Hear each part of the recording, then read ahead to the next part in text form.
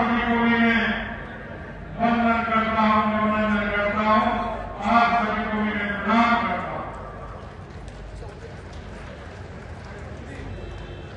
मंच पर विराजमान संत श्री कृपानंद जी महाराज, संत श्री शैलाचार्य लक्ष्मण गिरी जी महाराज, संत श्री संतगिरी जी महाराज, संत श्री श्रवण सागर भारती जी महाराज, संत श्री देवरा